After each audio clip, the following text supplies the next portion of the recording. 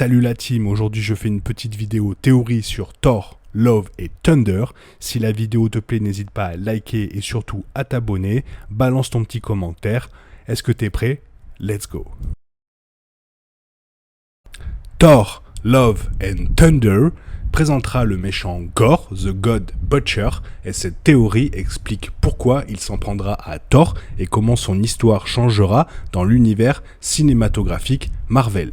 La phase 4 du MCU introduit de nouveaux personnages, événements et concepts tout en poursuivant les histoires de personnages déjà établis.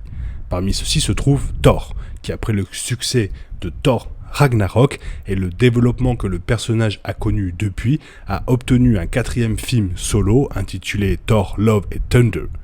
Les événements de Thor Ragnarok ont marqué un tournant pour le dieu du tonnerre avec la mort d'Odin, Anthony Hopkins, la destruction d'Asgard et la destruction du Mjolnir, qui l'ont amené à réaliser son véritable pouvoir au lieu de s'appuyer sur des armes. Thor est revenu dans Avengers, Infinity War et Endgame, ce dernier étant également une partie importante de son développement alors qu'il sombrait dans une dépression qui l'a conduit à devenir Fat Thor. Mais avec tous ces problèmes, il s'est également rendu compte qu'il n'était pas du tout fait pour être un roi, et afin de poursuivre sa mission de protection des 9 royaumes, il a laissé Valkyrie, Tessa Thompson, en charge de New Asgard et a quitté la Terre avec les Gardiens de la Galaxie. Donc nous retrouverons Thor dans ce nouveau film, et bien que les détails de l'intrigue restent un mystère pour le moment, on sait que cela ramènera Jane Foster, Natalie Portman, car elle deviendra Mighty Thor, comme elle a fait dans les bandes dessinées, et verra également le retour de Lady Sif, Jamie Alexander, du Grand Maître, Jeff Goldblum, de Valkyrie et des Gardiens de la Galaxie. Thor, Love and Thunder aura également Gorr, le dieu boucher, Christian Bale, qui est en passe de devenir la plus grande menace que Thor ait rencontrée jusqu'à présent. La trame de fond de Gorr dans le MCU devra changer car il y a des détails de son histoire de la bande dessinée qui ne correspondent pas à cet univers, et une théorie suggère comment Marvel adaptera Gorr et pourquoi il ira après Thor, et cela implique les Célestes.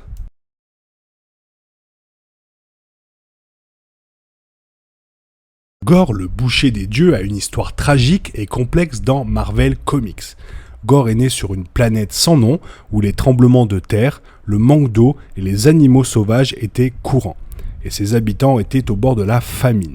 Gorr a été élevé pour faire confiance aux dieux, mais sa foi a disparu après une série de tragédies personnelles, tout comme la mort de ses parents, de sa femme enceinte et de tous ses enfants. Après que son dernier fils, Agar, soit mort de faim et d'un coup de chaleur, Gorr a perdu tout l'espoir dans les dieux et a cru qu'ils n'existaient pas car ils n'ont jamais répondu à ses prières, ce qui a conduit à son exil. Cependant, alors qu'il errait dans le désert, Gorr a été témoin d'une bataille entre deux dieux et, choqué et surtout enragé par la réalisation que les dieux existent, il a supplié Knull, le dieu à l'armure d'or, de l'aider. L'épée de Knull, All Black, The Negro Sword, s'est transformé en une masse de ténèbres vivante et s'est lié à Gorr, et il a utilisé cette nouvelle arme pour tuer celui-ci. Après cela, Gorr a juré de tuer tous les dieux pour se venger de ne jamais avoir répondu à ses prières, et a parcouru le cosmos pendant des milliers d'années pour accomplir sa mission. Gorr n'a pas de pouvoir lui-même, mais il a des milliers d'années d'expérience au combat, et est habile dans l'utilisation de différentes armes, et est un tortionnaire qualifié. Il prétend même avoir torturé le dieu de la torture, ce qui est fou. Donc, ses plus grands pouvoirs viennent de cette épée. Cette arme symbiotique lui confère une force surhumaine, une durabilité, une vitesse et des réflexes foudroyants, une longévité et une régénération.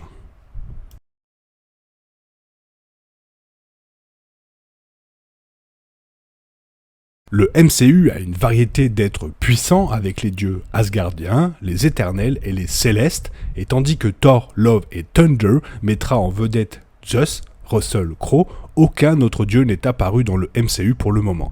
Eternals a même révélé qu'Olympia n'existait pas et était plutôt un mensonge raconté par Arishem aux Eternals, ce qui signifie que les Olympiens, comme on le voit dans les bandes dessinées, ne sont pas dans le MCU, du moins pour la plupart d'entre eux. Les Célestes, la plus ancienne race de l'univers, sont les plus proches des dieux à cette ampleur dans le MCU. Les Célestes sont des entités dotées de vastes capacités de manipulation de la matière et de l'énergie, et sont présents avant l'aube de la création, et sont responsables du Big Bang et de la création des planètes et des civilisations, mais ils sont également responsables de leur destruction, en particulier lorsqu'ils plantent des graines dans des planètes pour que de nouveaux Célestes puissent naître, mais cela signifie la destruction de la planète entière, comme dans le film Eternals. Les Célestes ont le pouvoir des dieux et créent et détruisent la vie à leur guise, mais ils n'aident pas les civilisations qu'ils créent, ce qui pourrait inciter Gorr à les cibler. Il est possible que dans le MCU, la planète de Gorr ait été détruite à la suite d'un événement d'émergence, lui donnant suffisamment de raisons de se venger des Célestes. Cette théorie suggère que Gorr a déjà tué divers Célestes, gagnant ainsi le nom de Dieu boucher, et à travers cela, le MCU peut également expliquer le mystère de la mort du Céleste Knowhere. Cette théorie poursuit en suggérant que tuer tous ces Célestes accorderait à Gorr la possession d'énergie cosmique, faisant de lui l'ennemi le plus dur et le plus dangereux que Thor ait rencontré jusqu'à présent. Mais bien qu'il y ait de nombreux Célestes dans l'univers Marvel, et bien que ce ne soit pas confirmé, il pourrait aussi y avoir beaucoup dans le MCU, il pourrait tourner son attention vers d'autres dieux moins puissants. Les Célestes ont un pouvoir immense au point où ils peuvent créer et détruire la vie à leur guise, mais ils ne sont pas les seuls personnages divins du MCU. Donc Gorr ne se contentera sûrement pas de tuer des Célestes. Maintenant, l'apparition de Russell Crowe dans Thor, Love and Thunder en tant que Zeus est décrite comme un caméo. Il est donc possible qu'il soit tué à l'écran par Gorr, marquant peut-être son meurtre dès le début de sa chasse aux autres dieux. Bien que Thor n'ait pas été responsable de la destruction des civilisations et ait davantage servi de héros, il existe encore des moyens par lesquels Gorr peut le cibler.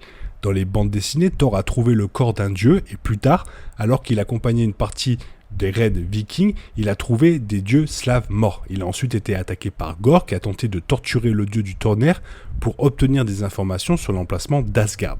Mais Thor a finalement été sauvé par les vikings.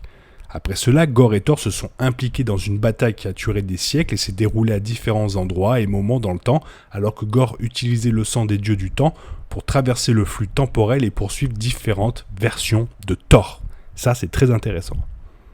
Gorr, alors, ne se soucie pas de savoir si un dieu a été bon, il les ciblera de toute façon, simplement pour devenir un dieu, et ce sera certainement le cas avec Thor dans le MCU.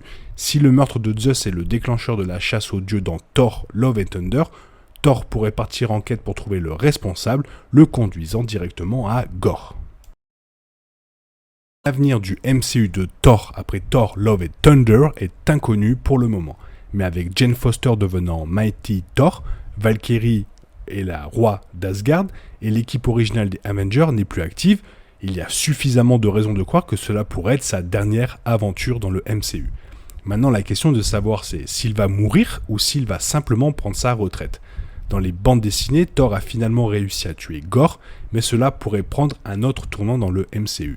Il est bien connu que le MCU a un problème de méchants, avec très peu d'entre eux dépassant le premier film, mais Thor, Love and Thunder peut résoudre ce problème en faisant survivre Gorr et en tuant Thor, ce qui ferait de Mighty Thor le nouveau chef de ce côté du MCU. La survie de Gorr serait également bénéfique pour Eternals 2 car il pourrait y servir de méchant principal en raison de son passé de meurtrier avec les Célestes et il pourrait également cibler les Eternals qui sont également un type de dieu dans le MCU. En l'absence de détails sur l'intrigue pour Thor, Love and Thunder, et l'avenir du MCU de Thor n'est pas clair, bien que Chris Hemsworth ait déclaré que Thor 4 n'était pas son dernier film MCU, cet univers est également en constante évolution et ses acteurs ont tendance à mentir beaucoup. Les chances que Gorr tue Thor sont de 50-50 et contrairement à de nombreux autres méchants du MCU, Gorr a des chances de survivre au-delà de son premier film. Gorr est l'un des méchants les plus excitants de la phase 4 du MCU et ses actions pourraient avoir affecté cet univers bien avant sa rencontre avec Thor dans Thor, Love et Thunder.